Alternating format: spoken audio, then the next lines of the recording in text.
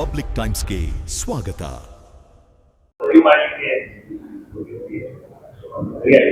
ನಾನು ಬೆಳಗ್ಗೆ ನಿನ್ನೆ ದಿನ ಬೆಂಗಳೂರಿಂದ ಹೊರಡಬೇಕಾದ್ರೆ ದೇವರಲ್ಲಿ ಪೂಜೆ ಮಾಡಿ ಯಡಿಯೂರಪ್ಪನ ನಮಸ್ಕಾರ ಹಾಕಿ ಅವರ ಆಶೀರ್ವಾದನ ಪಡೆದುಕೊಂಡು ಬಂದಿದ್ದೇನೆ. ಯಡಿಯೂರಪ್ಪನವ್ರಿಗೆ ಗೊತ್ತಿದೆ, ರಾಜಕೀಯದಲ್ಲಿ ಯಾವತ್ತೂ ಕೂಡ ಇಟ್ಟ ಗುರಿ ಮುಂದಿಟ್ಟ ಹೆಜ್ಜೆ ಯಾವತ್ತೂ ಕೂಡ ಹಿಂದೆ ತೆಗೆದುಕೊಂಡಿರ್ತಕ್ಕಂಥ ಉದಾಹರಣೆಗಳಿಲ್ಲ. ನಾನು ಯಡಿಯೂರಪ್ಪನವ್ರ ಆಶೀರ್ವಾದ ತೆಗೆದುಕೊಂಡು ಬಂದಿದ್ದೇನೆ. ಮತದಾರರ ಒಲವು ಇವತ್ತು ಭಾರತೀಯ ಜನತಾ ಪಾರ್ಟಿಯ ಪರವಾಗಿದೆ. ಕಾರ್ಯಕರ್ತರು ಇವತ್ತು ರಣೋತ್ಸಾಹದಲ್ಲಿದ್ದಾರೆ. ನಮ್ಮ ಅಭ್ಯರ್ಥಿನ ಗೆಲ್ಲಿಸಲೇಬೇಕು ಅನ್ನೋ ಉತ್ಸಾಹದಲ್ಲಿದ್ದಾರೆ.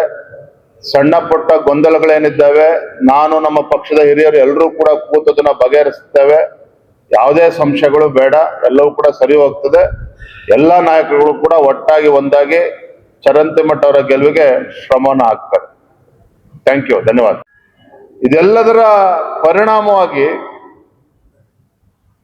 ಬಾಗಲಕೋಟೆ ಹಾಗೂ ದಾವಣಗೆರೆ ದಕ್ಷಿಣ ವಿಧಾನಸಭಾ ಕ್ಷೇತ್ರದಲ್ಲಿ ಮತದಾರರು ಭಾರತೀಯ ಜನತಾ ಪಾರ್ಟಿಯ ಪರವಾಗಿ ಒಲವನ್ನ ತೋರ್ತಾ ಇದ್ದಾರೆ. ಆಡಳಿತ ಪಕ್ಷ ಕಾಂಗ್ರೆಸ್ ಪಕ್ಷ ಏನೇ ಹರಸಾಹಸ ಮಾಡಿದ್ರೂ ಸಹ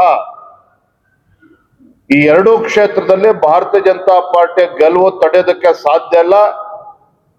ಯಾವ ದುಷ್ಟಶಕ್ತಿಗಳು ಬಂದರೂ ಸಹ ವೀರಣ್ಣ ಚರಂತಿಮಠ ಅವರು ದೊಡ್ಡ ಅಂತರದಲ್ಲಿ ಗೆಲ್ತಾರೆ.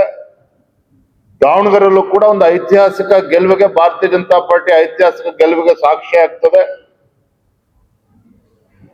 ಆದ್ರೂ ಕೂಡ ತಮ್ಮ ಮುಖೇನ ನಮ್ಮ ಕಾರ್ಯಕರ್ತರಲ್ಲಿ ನಾನಿವತ್ತು ಸಭೆನಲ್ಲೂ ಕೂಡ ಹೇಳೋನಿದ್ದೇನೆ, ಯಾವುದೇ ಕಾರಣಕ್ಕೂ ನಮ್ಮ ಕಾರ್ಯಕರ್ತರು ಮೈ ಮರೆಯಬಾರದು. ಚುನಾವಣೆ ಮತದಾನ ಆಗ್ತಕ್ಕಂಥ ಕೊನೆ ಕ್ಷಣದವರೆಗೂ ಸಹ ನಾವು ಮೈ ಮರೆದೇನೆ ಪ್ರತಿಯೊಬ್ಬ ಮತದಾರನ್ನು ಕೂಡ ಮತಗಟ್ಟೆಗೆ ಕರೆದುಕೊಂಡು ಬಂದು ಮತದಾನ ಆಗ್ತಿದ್ರೆ ಸಾಕು, ದೊಡ್ಡ ಅಂತರದಲ್ಲಿ ಗೆಲ್ತಾರೆ. ಆ ವಿಶ್ವಾಸ ನಮ್ಗೆ ಸಂಪೂರ್ಣವಾಗಿದೆ.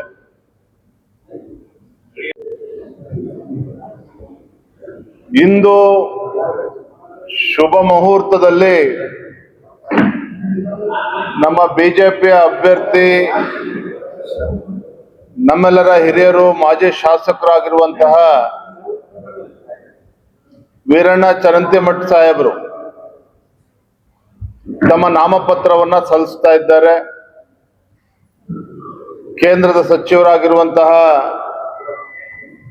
ಪ್ರಹ್ಲಾದ್ ಜೋಶಿಜಿಯವರು, ಗೋವಿಂದ ಕಾರಜೋಳ ಅವರು, ಮಾಜಿ ಸಚಿವರಾಗಿರತಕ್ಕಂತಹ ಮಹೇಶ್ ಅವರು, ಶ್ರೀರಾಮುಲು ಅವರು, ನಮ್ಮ MD ಲಕ್ಷ್ಮೀನಾರಾಯಣ ಅವರು ಕೂಡ ಇದ್ದಾರೆ. ಎಲ್ಲ ಜಗದೀಶ್ ಶೆಟ್ಟರ್ ಅವರು ಮಾಜಿ ಮುಖ್ಯಮಂತ್ರಿಗಳು ಕೂಡ ಬರ್ತಾ ಇದ್ದಾರೆ. ಎಲ್ಲರ ಸಮ್ಮುಖದಲ್ಲಿ ತಮ್ಮ ನಾಮಪತ್ರವನ್ನು ಸಲ್ಲಿಸ್ತಾ ಇದ್ದಾರೆ. ಸಾವಿರಾರು ಸಂಖ್ಯೆಯಲ್ಲಿ ಪಕ್ಷದ ಕಾರ್ಯಕರ್ತರು, ಅಭಿಮಾನಿಗಳು ಮೆರವಣಿಗೆಯಲ್ಲೂ ಕೂಡ ಪಾಲ್ಗೊಳ್ತಾ ಇದ್ದಾರೆ.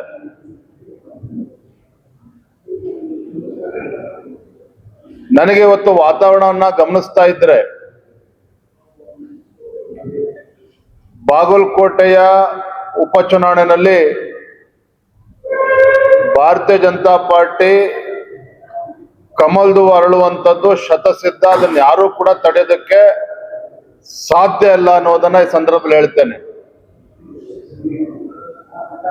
ನನಗೆ ಗೊತ್ತಿದೆ, ಹಿಂದೆ KR ಪೇಟೆ ಉಪಚುನಾವಣೆಯಲ್ಲಿ, ಶಿರಾ ಉಪಚುನಾವಣೆಯಲ್ಲಿ ಯಾವ ರೀತಿ ಕಾಂಗ್ರೆಸ್ ಅವರು ಜೆಂಡಾ ಹೂಡಿದ್ರು, ಯಾವ ರೀತಿ ತಂತ್ರ ಕುತಂತ್ರಗಳನ್ನ ಮಾಡಿದ್ದಾರೆ, ಎಲ್ಲವನ್ನೂ ಕೂಡ ನಾನು ಕೂಡ ಹತ್ತಿರದಿಂದ ಬಲ್ಲವನಾಗಿದ್ದೇನೆ. ಮಾನ್ಯ ಮುಖ್ಯಮಂತ್ರಿಗಳ ಆದಿಯಾಗಿ ಸಚಿವ ಸಂಪುಟದ ಸದಸ್ಯರು